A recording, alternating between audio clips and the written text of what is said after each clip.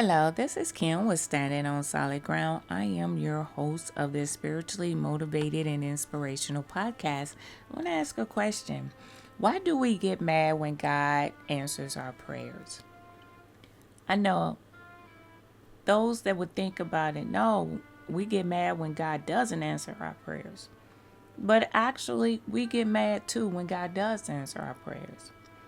When we ask God to protect us and keep us from all hurt, all harm, and all danger, when we ask God to open up the windows of heaven upon our lives and pour out blessings where it's not room for us to receive, or when we ask God to protect our family and keep us from all hurt, all harm, and all danger, yes, we are looking at it as God answering our prayers.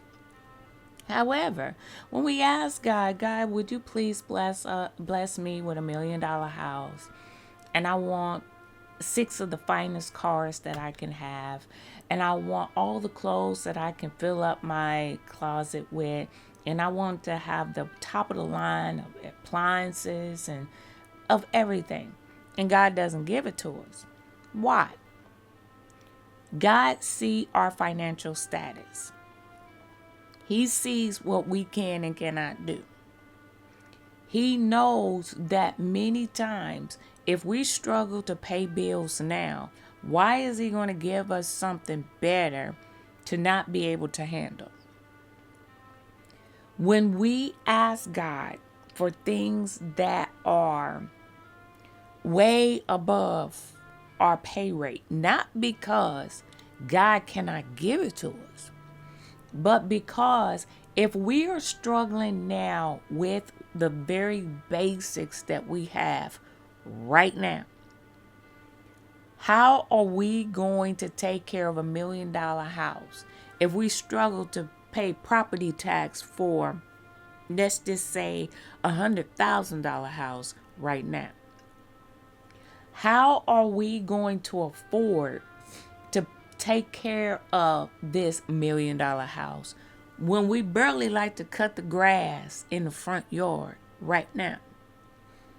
God does not bless us with the things that we want sometimes because he see we are not in a position to receive it.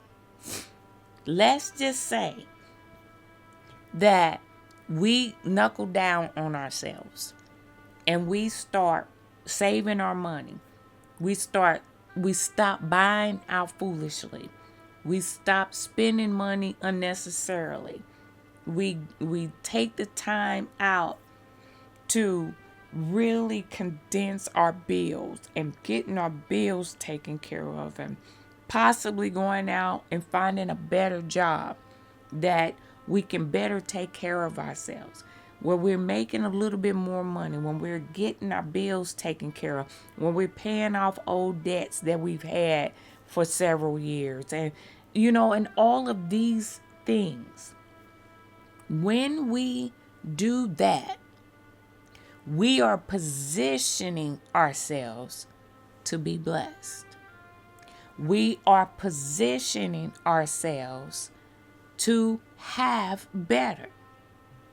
When we don't take care of what we have right now, how is it that God is going to say, oh, they need this? I know they can't pay their bills now.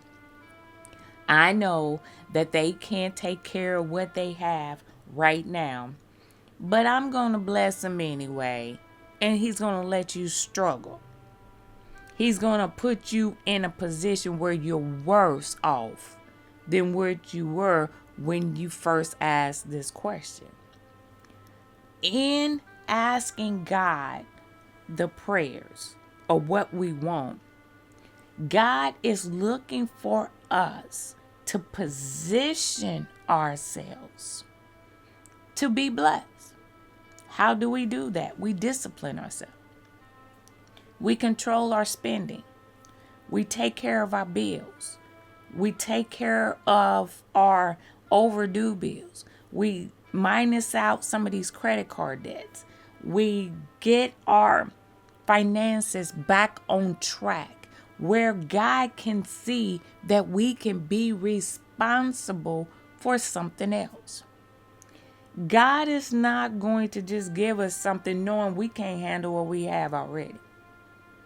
We get mad at God because he does answer our prayers. Father, keep us. God, protect us from ourselves. God, make sure that we can take care of what we have. Allow us to have food on the table and clothes on our back and shoes on our feet. Father, protect our going out and our coming in. God, help me with my finances. Help me situate myself in a position where I can take care of what I need to take care of. If we were in that frame of mind, God can prepare us for any other blessings that we have yet to come. I know that there are so many of us that wish all God has to do is give us the money. You have a job? Are you making money? Are you making decent money? Learn how to work with what you have. If you don't know how, ask God to teach you how to work with what you have. It is easy to get mad at God because he won't give us it. God won't give me this. God won't give me that. I ask God for a new car and he won't bless me with one. You don't take care of the one you have. When the engine light come on and your engine is smoking, you don't take it to the mechanic and have a look at it. You don't take care of when you need oil changes to do it in a timely manner. You do not do the things that you need to do to take care of the vehicle that you already have. Why is God going to give you another one?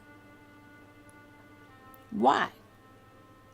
God don't bless us sometimes with the things that we want to protect us from ourselves, to protect us from being in any worse situation that we could find ourselves in.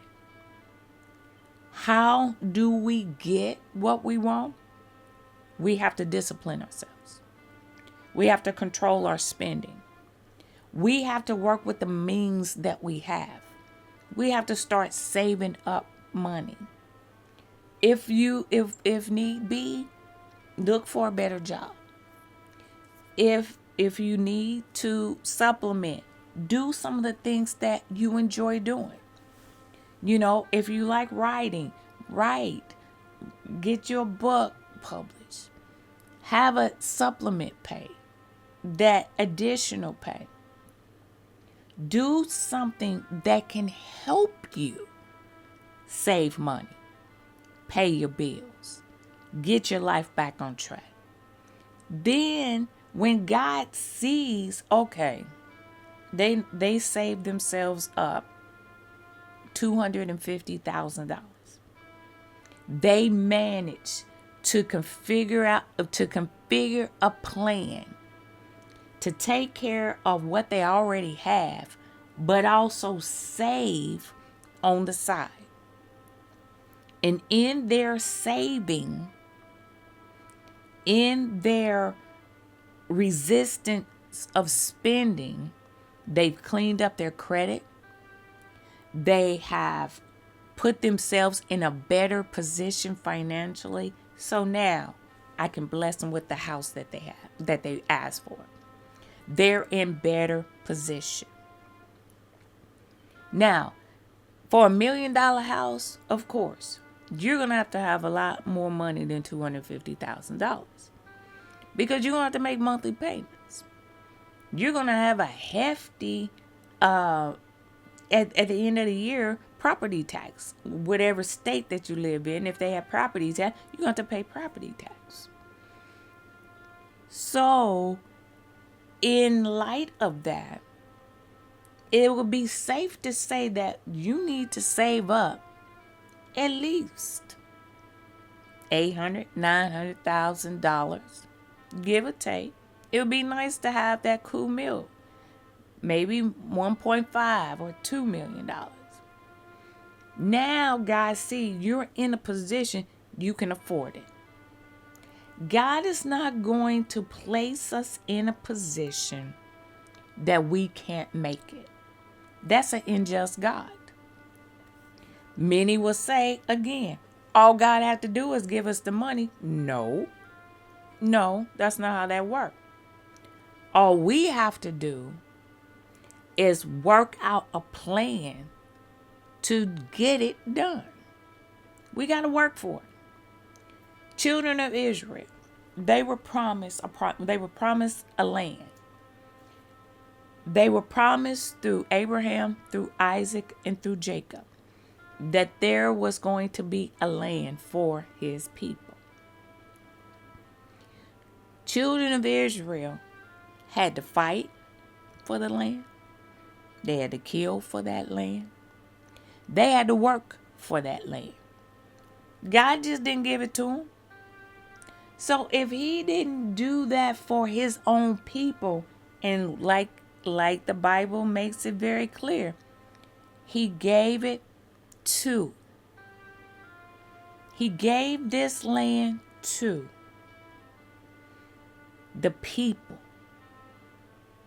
of his first love, his people. That he is their God and they are his people. Yes, he loved them. He's given it to them, but they had to work for it.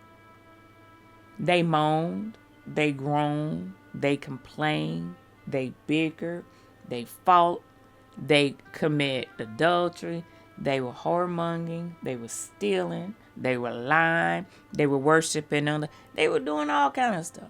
God still said, these are my people. You know why? He made a promise to Abraham, to Isaac, and to Israel, or Jacob. He made a promise. And in giving that promise to them, he had to fulfill his word. God said his word is never going to come back to him void without accomplishing what it is set out to do. It's never going to return to him void. It's always going to do what God is always going to do what he says he's going to do. God is not a malicious or selfish or bitter or very unjust God. He's not. When God don't give us something, this is the time for us to sit back and say, okay, why isn't God not giving us to it? Don't let the devil whisper in your ear. Don't let the devil whisper in your ear and say some ungodly stuff. Look at you. Ask yourself these questions. If I had that $1 million house right now today, would I be able to afford it? Would I be able to keep the maintenance up for it? Would I be able to pay the property tax? Would I be able to keep the land clean? Would I be able to afford to pay people to come and cut the lawn or keep my pool or do whatever you need? You have to look at the expenses. See, God already sees it. You have to look at it. Then you have to ask yourself, what is it going to take for me to maintain this? What is it going to take for me to maintain this or that or so forth? What is it? If you don't have the means now, what makes you think that God is going to give you something that you can't handle later? Now, the second question, what do I need to do to get myself to that point? God never said no. He's just not going to give it to you in the state that you're in right now. What do I need to do to change? Once you figure out what you need to do to change, now God, I need for you to help me discipline myself to be able to obtain what I'm looking for. Once God hears that prayer, he's Johnny on the spot. He'll be right there to help you maintain and to do. And you'll start seeing money getting saved up. And be like, oh man, this money is adding up quick.